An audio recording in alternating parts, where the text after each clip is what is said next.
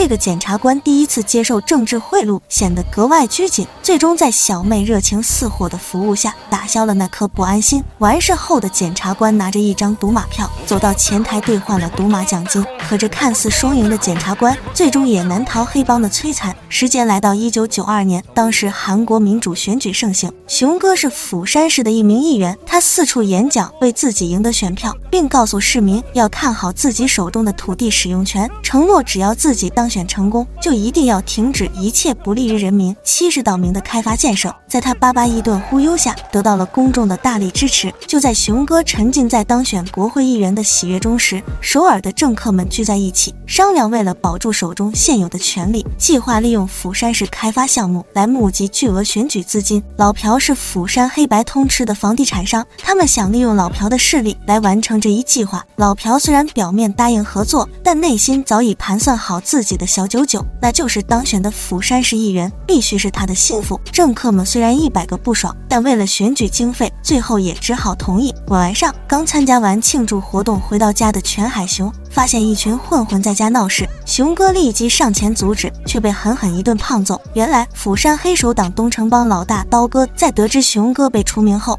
立即准备要自己借给熊哥的选举经费。熊哥这才得知自己被除名的消息，他气愤地找到老朴，想弄清楚到底发生了什么事。但老朴不仅不吭声，还狠狠地羞辱了熊哥，理由是他煽动老百姓拒绝开发项目。无奈的熊哥跪了下来，央求着再给自己一次机会。老朴无动于衷。失去庇护的熊哥来到桥上，气愤地发誓一定要和老朴鱼死网破。接着他找了开发单位的朋友，用重金让他偷偷派了釜山市的规划方案，然后他带着方案找到刀哥，以此为筹码，又要借10亿选举经费。刀哥深知这份规划的重要性，所以二话不说就欣然同意了。接着他又把釜山另一个大佬金泰介绍给熊哥，金泰听过两人的计划后，立即同意向全海雄提供20亿选举经费。很快，在两人的大力支持下，熊哥再次以无党派人士成功加入议员选举，并继续到处演讲拉票。巴巴的内力再次得到民众的大力支持，依靠2个大佬的支持，熊哥遥遥领先于其他候选人。就在3人以为大获全胜时，意外又发生了。老朴为了让自己的心腹当选，私底下叫来了选举票数统计员，并以他女儿的性命作为威胁，让其私下篡改选举的统计数据。为了女儿的安全，统计员最终不得不按照老朴的要求，暗中修改了计票结果。最后在老朴的承诺下，准备带着女儿离开，开始新的生活，却遭到老朴安排的杀手袭击，当场送往黄泉。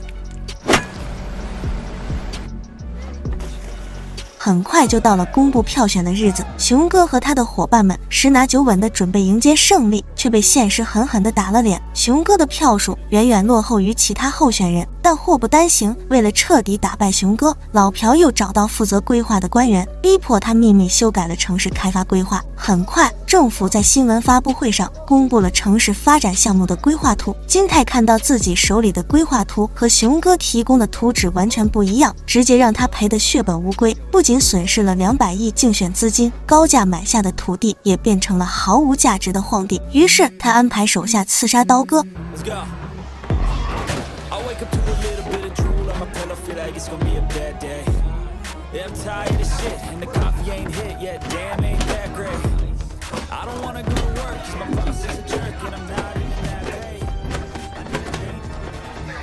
接着又举报熊哥非法收受竞选资金。在老朴的连续反击下，熊哥败得一塌涂地，但逃过一劫的刀哥并不愿坐以待毙，接着安排手下绑架了规划局的官员，并把熊哥叫到了现场观摩。看到被绑架的人竟然是自己的朋友，熊哥瞬间爆发。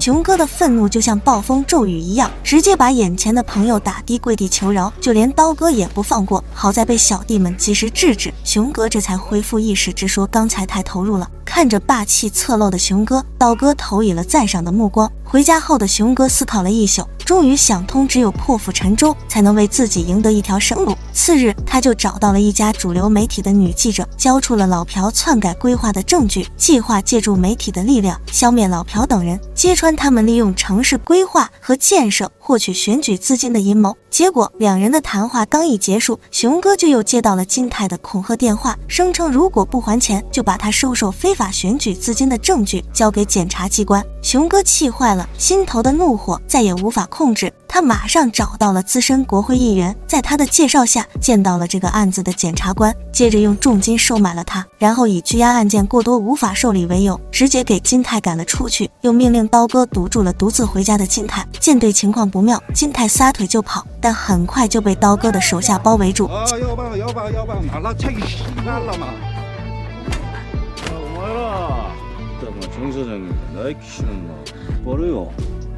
金泰哭求刀哥饶他一命，但刀哥无动于衷，然后命令倒地将他按在车座上，接连灌下几十瓶白酒，然后连人带车把他送去极乐。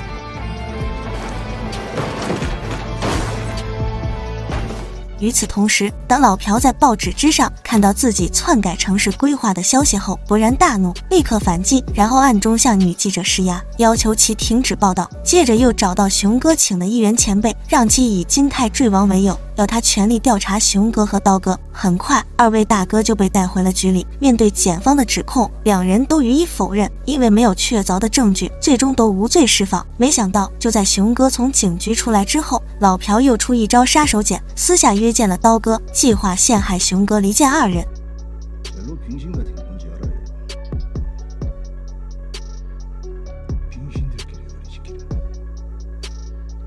为了自己帮派的利益，他听信了老朴的话，并不知情的熊哥依旧在到处搜集老朴的犯罪证据。这时，那名女记者突然拿着录音带找上了门。原来那个被老朴灭口的计票员死里逃生，他把自己被迫偷偷篡改选票的事情一五一十地告诉了女记者。熊哥和女记者商量过后，决定将录音公之于众。次日，女记者早早就到了发布会现场。熊哥和刀哥带着管理员前往的途中，刀哥竟命令手下把车开到海边，然后强行把管理员从车里面拖出来，塞进铁桶里填满水泥。